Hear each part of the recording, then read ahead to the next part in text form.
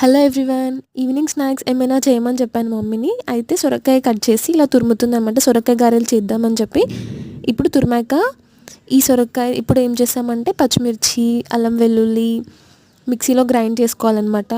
కొంచెం సాల్ట్ కూడా యాడ్ చేస్తాను ఇప్పుడు. తగినంత సాల్ట్ యాడ్ చేసుకొని ఇప్పుడు ఇది గ్రైండ్ చేసుకోవాలి. ఇప్పుడు గ్రైండ్ చేసినాం. ఇలా గ్రైండ్ చేశాక ఇందాక తురిమిన సొరకాయలో బియ్యం పిండి అండ్ ఈ గ్రైండ్ చేసిన పేస్ట్ మొత్తం కలిపేసి మిక్స్ చేయాలి.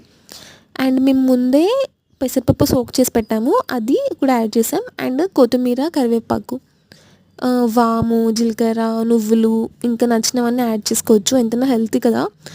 ఇందులో వాటర్ అయితే యాడ్ చేయలేదు, ఎందుకంటే వాటర్ ఎక్కువ యాడ్ చేస్తే ఆయిల్ ఎక్కువ పడుతుంది అనమాట కాల్చేటప్పుడు. అందుకే వాటర్ ఎక్కువ యాడ్ చేయకుండా ఓన్లీ ఆ సొరకాయ పేస్ట్లోనే ఇవన్నీ మిక్స్ చేసినాము. అండ్ ఫైనల్లీ సొరకాయ గారెలు ఈజ్ రెడీ.